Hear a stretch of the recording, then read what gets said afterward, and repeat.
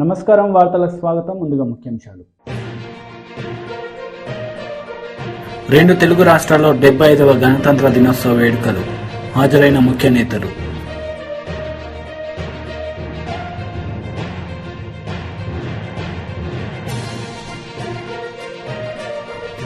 YS Sharmila press meet, పలు అంశాలపై వివరణ.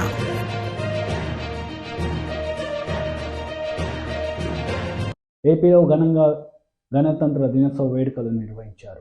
ఈ వేడుకలకు గవర్నర్ హాజరై జెండాను ఎగురవేశారు. అనంతరం ఆయన మాట్లాడారు. జాతీయ పతాకావిష్కరణతో జాతీయ గీతాలాపన జరుగుతుంది. ప్రేక్షకులంతా లేచి నిల్చోవలసిందిగా, యూనిఫామ్ లో ఉన్న అధికారులంతా సెల్యూట్ చేయవలసిందిగా విజ్ఞప్తి.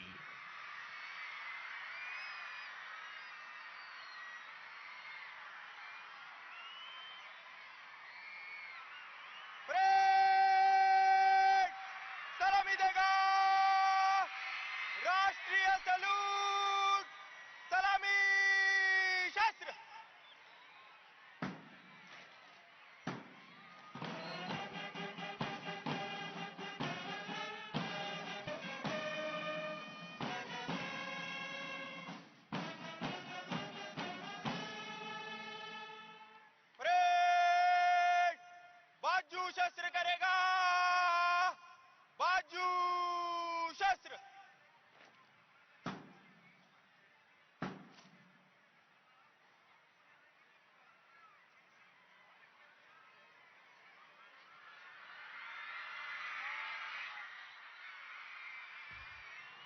Parade Commander Shri Nachiket Shelke IPS is coming forward to the saluting dais to invite the Honorable Governor to review the parade.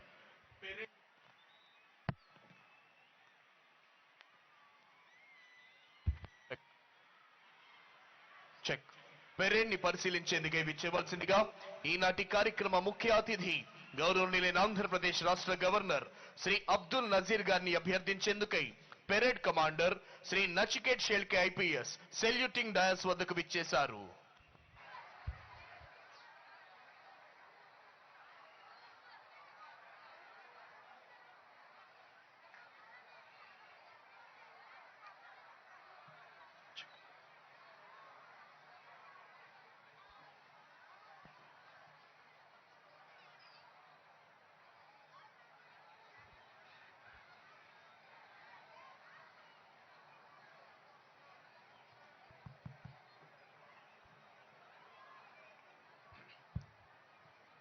Honorable Governor of Andhra Pradesh Shri Abdul Nazir ji is going to review the parade.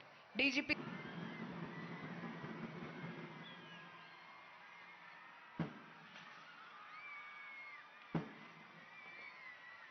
Parade विश्राम होगा, विश्राम. On this enchanting and thrilling and auspicious occasion of Republic Day, today's chief guest and esteemed Governor of Andhra Pradesh, Shri Abdul Nazir ji, is requested to give his valuable message. 75వ గణతంత్ర దినోత్సవ సందేశాన్ని అందించవలసిందిగా గౌరవనీయులైన ఆంధ్రప్రదేశ్ రాష్ట్ర governor ఈనాటి కార్యక్రమ ముఖ్య అతిథి శ్రీ అబ్దుల్ నాజీర్ గారిని అభ్యర్థిస్తున్నాం.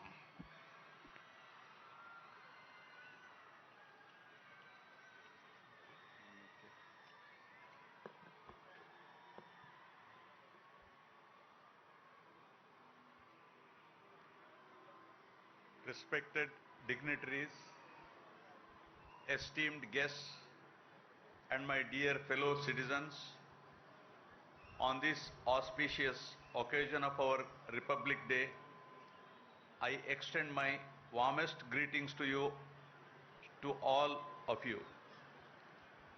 Today, as we gather here to celebrate the anniversary of our nation's transformation into a sovereign republic, it's a day to reflect on our journey, honor the architects of our constitution,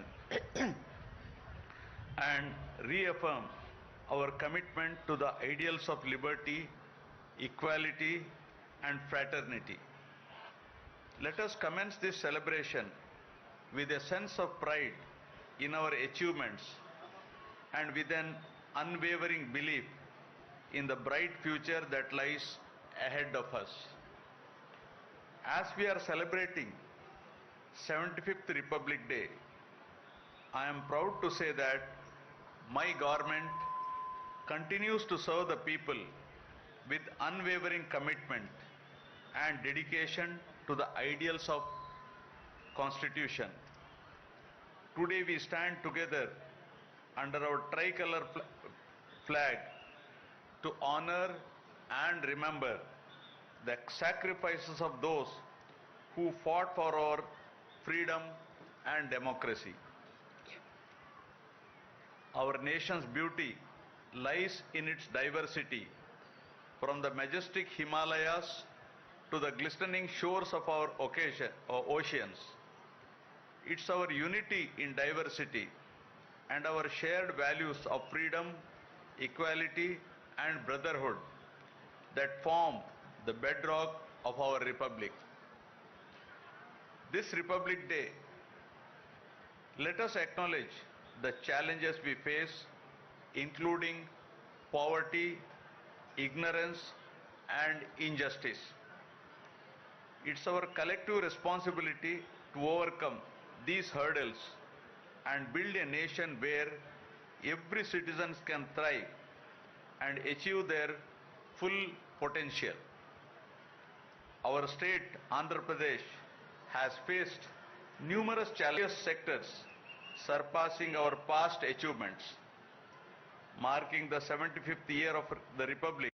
75వ గణతంత్ర దినోత్సవ సందర్భంగా వీరుల సైనిక స్మారక parade గ్రౌండ్లో అమరవీరులకు నివాళులర్పించారు ముఖ్యమంత్రి అనుముల రేవంత్ రెడ్డి. ఈ సందర్భంగా ఆయన మాట్లాడారు. 75వ గణతంత్ర దినోత్సవం సందర్భంగా వీరుల సైనిక స్మారక పరేడ్ గ్రౌండ్ లో అమరవీరులకు నివాళులర్పించిన గౌరవ ముఖ్యమంత్రి శ్రీ అనుముల రేవంత్ రెడ్డి.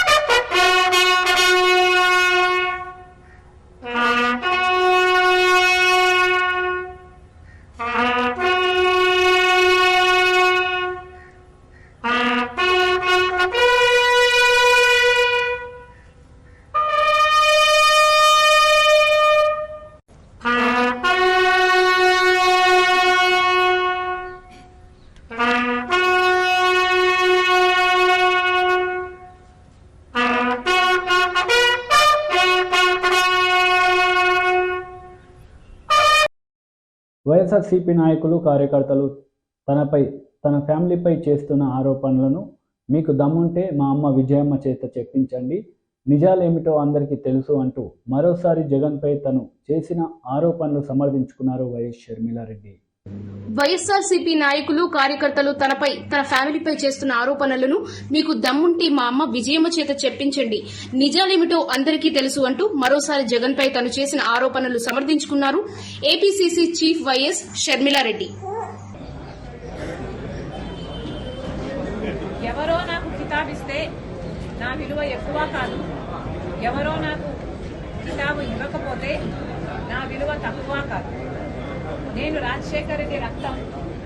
రాజశేఖర రెడ్డి గారు వైఎస్ రాజశేఖర రెడ్డి గారు అయినప్పుడు ఆయన బిడ్డ వైఎస్ షర్మిలారెడ్డి కాకుండా ఎలా పోతుంది? ఆయన మనవడు రాజశేఖర రెడ్డి గారు మరీ ముఖ్యంగా కోరుకొని మా నాన్న పేరు పెట్టుకుంటాను అని వైఎస్ రాజారెడ్డి అని పేరు పెడితే ఆ మనవడికి ఆ పేరు కాకుండా ఎలా పోతుంది? ఎవరు ఎన్నైనా మాట్లాడచ్చు వాళ్ళ స్వార్థం కోసం, కానీ నిజం ఎప్పటికీ నిలకడగానే నిలుస్తుంది. నేను రాజశేఖర రెడ్డి గారి రక్తాన్ని, ఆయన ఆశయాలను కాపాడటం కోసమే ఈ రోజు కాంగ్రెస్ పార్టీలో ఇంత గట్టిగా ఆంధ్ర రాష్ట్రానికి వచ్చి పోరాటం చేస్తున్నాం. మీరు ఎన్నైనా మాట్లాడొచ్చు, ఈరోజు పొద్దున చాలా దగ్గరి మనుషులు కూడా చాలా విచిత్రమైన చాలా బాధ కలిగించే కామెంట్స్ చేశారు.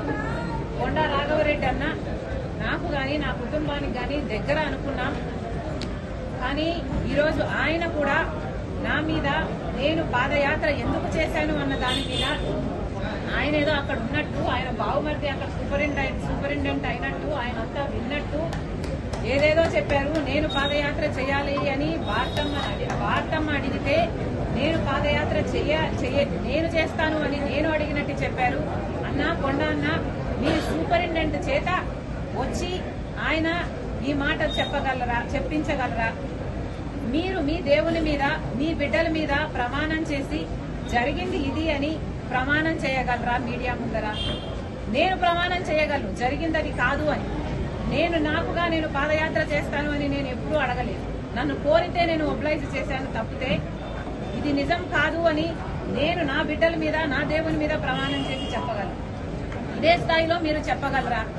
నేను నా భర్త పోయి అక్రమంగా డబ్బులు సంపాదించుకోవాలి అన్న ఉద్దేశంతో మేము జగన్ రెడ్డి దగ్గరికి వెళ్లి మేము అడిగినట్టుగా మీరు చెప్తున్నారు.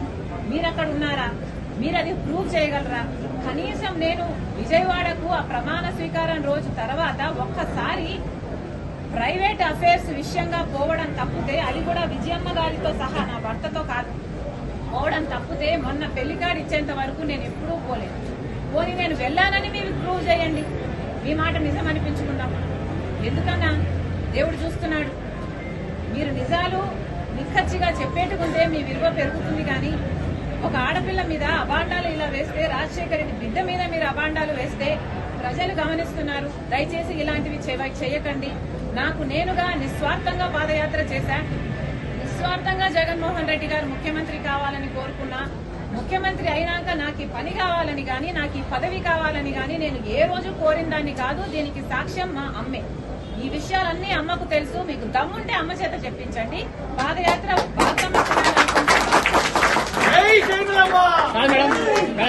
ఈ నెల 27న ఉరవకొండలో టీడీపీ అధినేత చంద్రబాబు పర్యటన నేపథ్యంలో హెలీప్యాడ్ స్టేజ్ వద్ద ఏర్పాట్ల పనులను టీడీపీ జిల్లా అధ్యక్షుడు మాజీ మంత్రి కాలువ శ్రీనివాసులు, ఉరవకొండ టీడీపీ ఎమ్మెల్యే పయ్యవుల కేశవ్, జనసేన నాయకులు పరిశీలించారు. ఈ నెల 27న ఉరవకొండలో టీడీపీ అధినేత చంద్రబాబు పర్యటన నేపథ్యంలో హెలీప్యాడ్ స్టేజి వద్ద ఏర్పాటు పనులను టీడీపీ జిల్లా అధ్యక్షుడు మాజీ మంత్రి కాలువ శ్రీనివాసులు, ఉరవకొండ టీడీపీ ఎమ్మెల్యే పయ్యావుల కేశవ్, జనసేన నాయకులు పరిశీలించారు. సందర్భంగా ఆయన మాట్లాడుతూ రాత్రి బస చేసే ప్రాంతం వద్ద ఏర్పాట్లను పరిశీలించిన నేతలు ఈ రోజులోపు అన్ని ఏర్పాట్లను పూర్తి చేయాలని కార్యకర్తలకు ఆయన సూచించారు.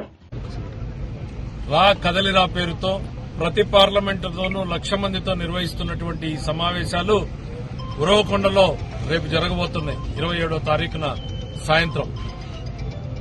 ఆంధ్రప్రదేశ్ రాష్ట్ర చరిత్రలో ఇంత పెద్ద ఎత్తున ప్రతి పార్లమెంట్లోనూ సమావేశాలు నిర్వహించినటువంటి ఏకైక పార్టీ తెలుగుదేశం పార్టీ. ప్రతిపక్షంలో ఉన్నటువంటి సభలకు లక్షలాదిగా ప్రజలు తరలి వస్తున్నారు అనంటే ఏ రకమైనటువంటి ప్రజా వ్యతిరేకత ఈ ప్రభుత్వం మీద ఉంది అనేటువంటిది స్పష్టంగా అర్థమవుతోంది. స్వచ్ఛందంగా ప్రజానీకం తరలి వస్తున్నారు. అణగారిన వర్గాలు, పేద వర్గాలు, వీరు సంక్షేమం పేరుతో ప్రచారం ఎక్కువ, పని తక్కువ అనేటువంటిది మాకు సమావేశాలకు వస్తున్నటువంటి జనాన్ని చూస్తూనే అర్థమవుతున్నటువంటి పరిస్థితులున్నాయి. ఈ జిల్లాకు జరిగినటువంటి నష్టాన్ని, కష్టాన్ని, జిల్లా రైతాంగం కోల్పోయినటువంటి అనేక అవకాశాలు, ప్రధానంగా హంద్రీనీవ కాలువ కావచ్చు, ప్యాకేజ్ 36 కింద అంటే చెరువులకి, కాలువలకి నీళ్లు ఇవ్వాల్సినటువంటిది కావచ్చు, భైరవన్ తిప్ప కావచ్చు, ఈ ప్రాజెక్టులన్నింటినీ కూడా తిరిగి తెలుగుదేశం ప్రభుత్వం వస్తేనే సాధ్యమవుతుంది. ఇవాళ చేనేత రంగాన్ని కూడా ఈ ప్రభుత్వం ఏదో సంవత్సరానికి ఇంత డబ్బులు ఇస్తున్నామని చెప్పేసి చేతులు కడిగేసుకుంటాం తప్ప వారి స్వావలంబన దిశగా వాళ్ళని తీసుకుపోయి వాళ్ళని అభివృద్ది దిశగా తీసుకుపోయినటువంటి పరిస్థితి ఉంది. మైనారిటీల పట్ల కూడా నిర్లక్ష్యంగా ఉంది. దళితులకు ఏకంగా 27 పథకాలు రద్దు చేశారు. బీసీలకి 30 పథకాలు రద్దు చేశారు. రద్దు చేయబడినటువంటి ఈ ప్రజానీకమే మాకు మద్దతుగా ఈ రోజు ఈ సమావేశాలకు వస్తున్నారు. చరిత్రలో నిలిచిపోయే విధంగా ఈ ఉరవకొండ సమావేశం జరుగుతుంది.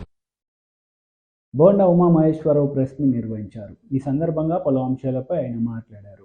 అవ్వచ్చు, పేర్ని నాని అవ్వచ్చు, లేదంటే ఇంకొక 4 5 రంగంలో దిగిపోయి ఈరోజు ఏదో జరిగిపోయింది, కాపులకేదో జరిగిపోయింది అన్నట్టుగా ఈరోజు మాట్లాడుతూ ఉన్నారు. నేను అడుగుతా ఉన్నా, కాపులకి గత ప్రభుత్వం చంద్రబాబు గారి ప్రభుత్వంలో మేము 5% రిజర్వేషన్ ఇచ్చాం. మీ జగన్మోహన్ రెడ్డి దాన్ని రద్దు చేశాడు, జీవో ఇచ్చి వర్తించదు అన్నాడు. ఏం మాట్లాడారో మీరని అడుగుతా ఉన్నా.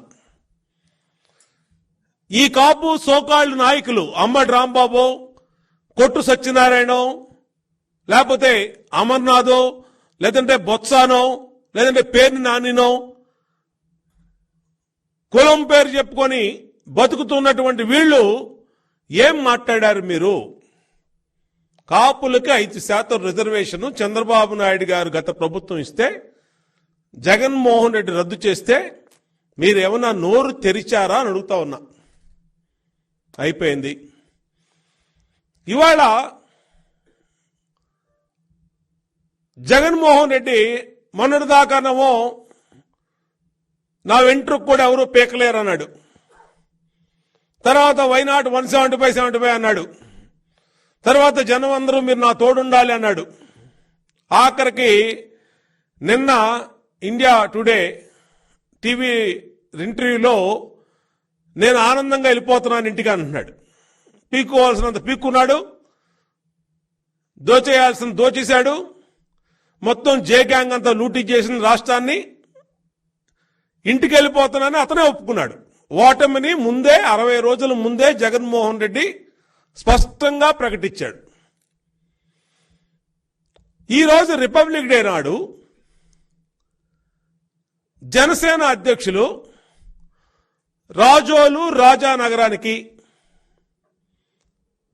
2 సీట్ల అభ్యర్థుల్ని ఆయన ప్రకటించారు. పొత్తుల్లో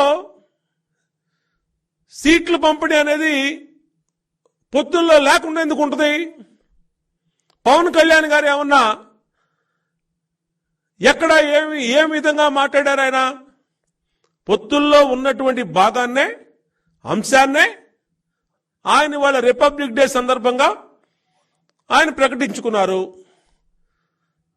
మాకేం ఇబ్బంది లేదు, మేము ఒక నియోజకవర్గం మండపేట మేము ప్రకటించాం, 2 నియోజకవర్గాలు ఆయన ప్రకటించారు. దీనికి ఊళ్ళో పెళ్లికి కుక్కల అడావుళ్లాగా మీకేంటి అని అడుగుతాం. మీకేం సంబంధం దీంట్లో? జనసేన తెలుగుదేశం, జనసేన సీట్లు జనసేన ప్రకటించింది, తెలుగుదేశం సీట్లు మా అధినేత ప్రకటించారు 1 సీటు. మేమేదన్నా ఇబ్బంది పడితేనో లేదంటే మేమేదన్నా మాట్లాడితేనో అనుకోవాలి. అసలు ఊళ్ళో పెళ్లికి కుక్కలాడావుళ్లాగా మీకేంటి అంటే, మీకు జనసేన తెలుగుదేశం పార్టీ కూటమి అంటే ప్యాంట్లు తడిసిపోతా ఉన్నాయి, డైపర్లు వేసుకొని తిరుగుతున్నారు మీరు. ఏ రోజు గోతికాడ నక్కల్లా కూర్చొని ఎక్కడ వీళ్ళిద్దరిని విడగొడదామా లేదంటే చెడగొడదామా అనే చన్నాన తాడేపల్లిలో కాసుకొని జే గ్యాంగ్ మొత్తం కూడా టీవీలకు అతుక్కొని ఏం జరుగుతుందా అనేది ప్రతి సెకండ్ వాచ్ చేస్తా ఉన్నారు. ఏం జరిగింది? వాళ్ళు ఏం జరగలేదే. జనసేన అధ్యక్షులు పవన్ కళ్యాణ్ గారు రాజోలు రాజానగరం వాళ్ళ అభ్యర్థిని ప్రకటించారు. అది ఆల్రెడీ ఉంది. ఏంటి దాంట్లో? వార్తలు ముగించే ముందు ముఖ్యాంశాలు మరోసారి. 2 తెలుగు రాష్ట్రాల్లో 75వ గణతంత్ర దినోత్సవ వేడుకలు. హాజరైన ముఖ్య నేతలు.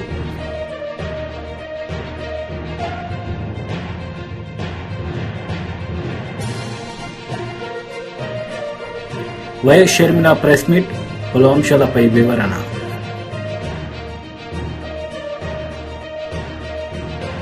ఈ వార్తలు ఇంతటితో సమాప్తం. తిరిగి ప్రసారమయ్యే వార్తలు మళ్ళీ కలుద్దాం. అంతవరకు సెలవు. నమస్తే.